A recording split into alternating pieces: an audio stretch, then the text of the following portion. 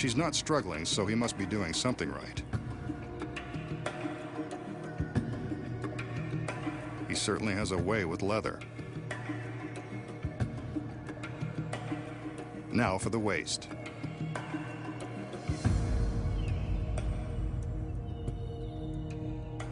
He cinches this strap tight.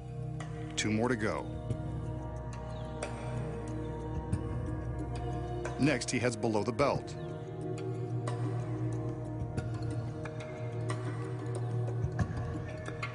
Ouch, this one is even tighter than her skirt. Still, she doesn't seem to mind.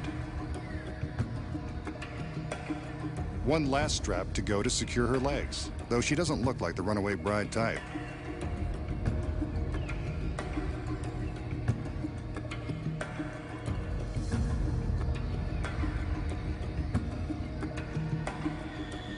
He checks the straps one more time, then goes for the headstock. This updated version of the medieval restraining device will prevent her neck and hands from any sudden movements.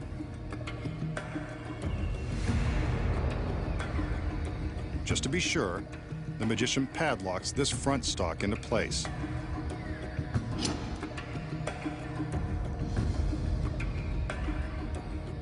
And you thought your boss was tough.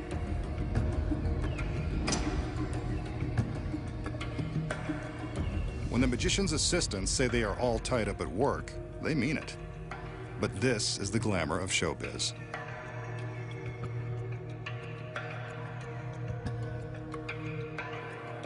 Once he's satisfied his assistant's not able to escape, he pulls a curtain that's designed to encircle the entire contraption.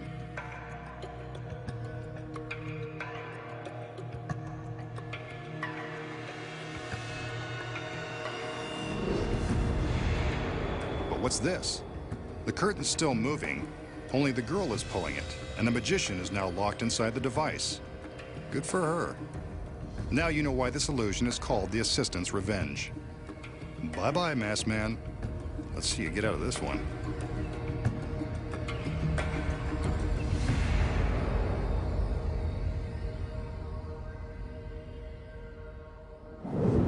So how did our masked magician trade places with his bound and beautiful assistant?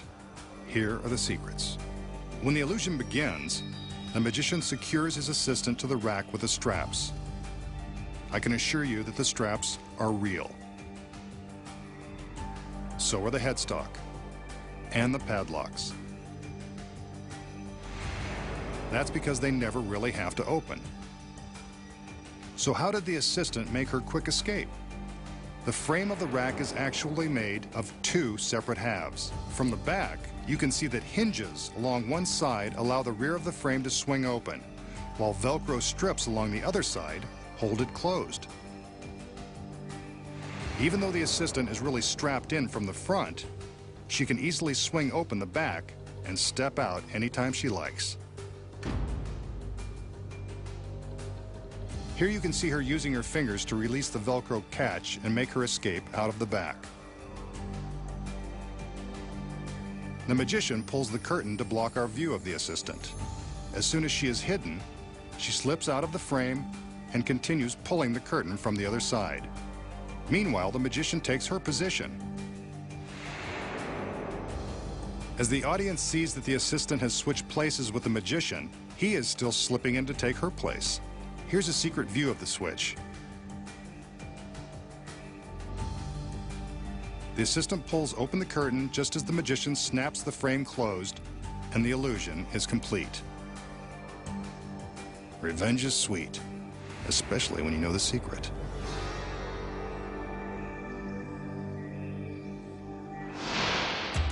Next, the startling secrets behind sawing through a woman in an iron cage. Conjuring spirits from beyond the grave. And walking through an industrial turbofan without being ripped to shreds. When magic's biggest secrets finally revealed returns.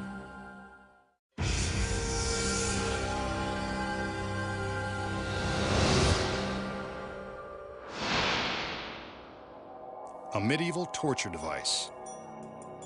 The magician is quite proud of this antique apparatus, and why wouldn't he be?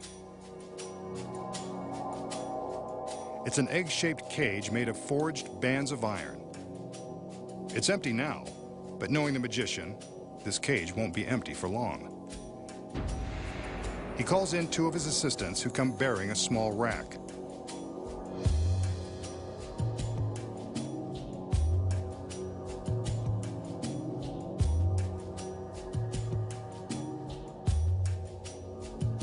They lift the cage from its heavy-duty mount and place it down on the rack. Here they can remove the hardened steel pins that secure the two halves of the cage.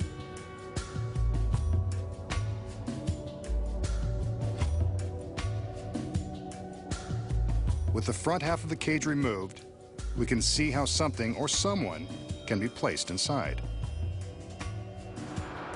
Here's someone now, and she's something.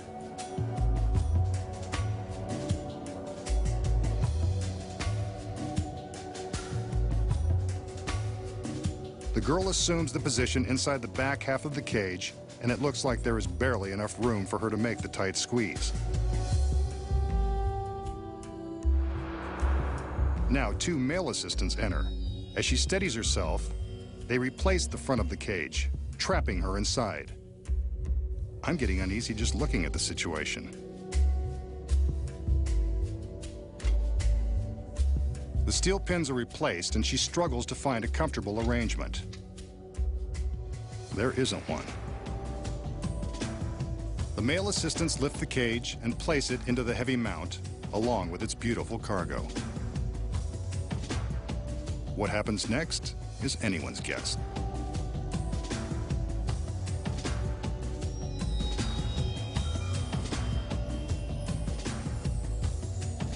The magician removes the steel pins again and opens the clasps.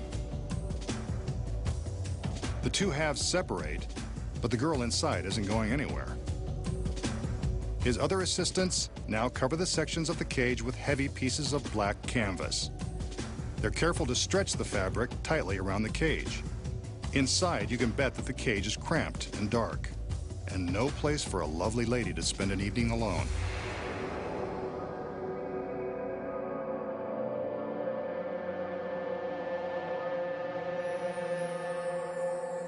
The magician motions for another assistant. This one comes bearing a razor-sharp crosscut saw. Just when you thought this device couldn't get any more torturous.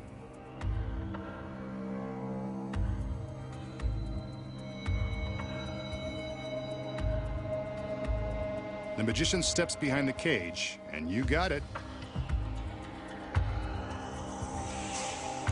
He begins to saw between the two halves, and presumably the girl. This just isn't her day.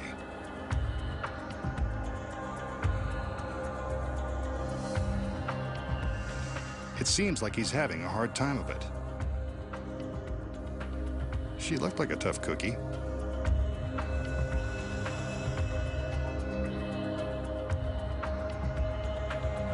Remember, she's strapped inside with nowhere to go.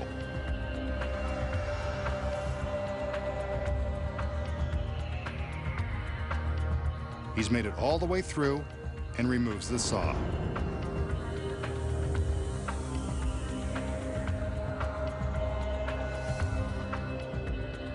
The assistants regroup. One takes the saw as the others remove the canvas. And there's the beautiful girl in the iron cage. Uncomfortable, but unharmed.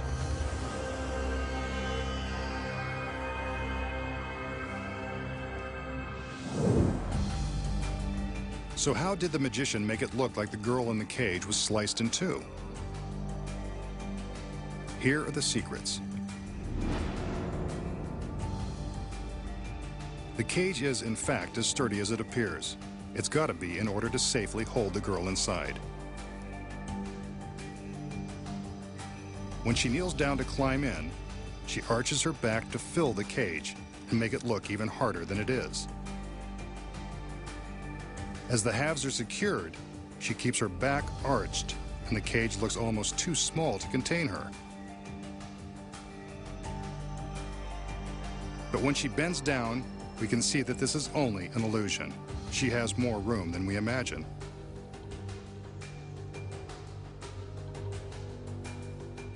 Once the cage is in its mount, the girl has plenty of room to roll over onto her back.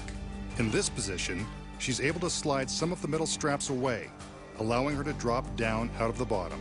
As he saws, the magician uses his skills as a mime to make it look like he's struggling to cut through flesh and bone. In reality, the girl has rotated onto her back, slipped out of the secret metal bands, and lowered herself safely below the path of the saw. Who says show business isn't glamorous? Here's a look at her movements without the canvas.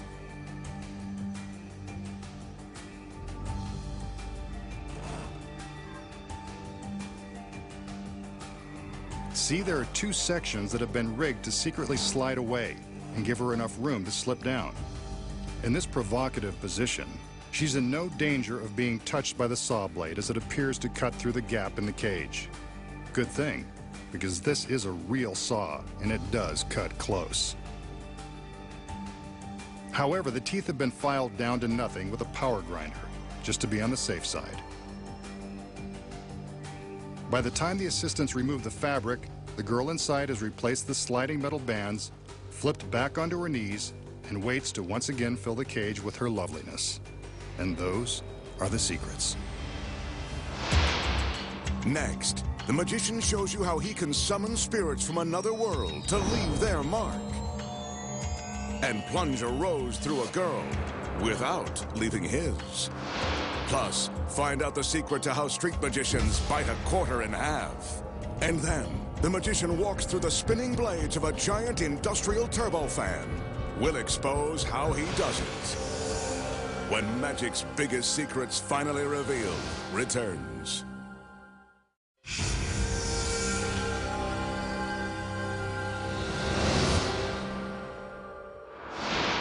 The magician will now attempt to solve a mathematical problem with a little help from the spirit world.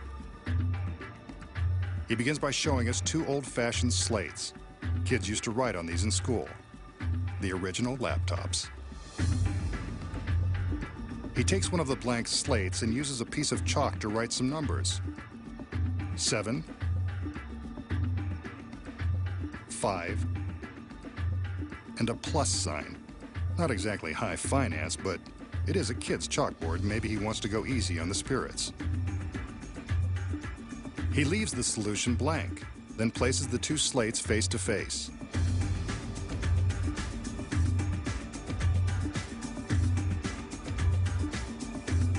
And just so that the spirits will have something to write with, he tosses in a piece of chalk. I think magical spirits would have magical chalk, but this is his trick, not mine. He gives the slates a couple of shakes, and presto, there's the solution. 7 plus 5 equals 12. Adding was never so spooky. How does the magician solve this magical math problem and get the spirits to give him the answer? The secret here lies within the two identical slates. First of all, they're not identical. One of the slates has been cleverly rigged with a secret panel that fits within the frame. This thin piece of slate already has the solution written on it. The magician writes the mathematical problem and solution on the back of this panel, then loads it into the frame so we can't see the numbers.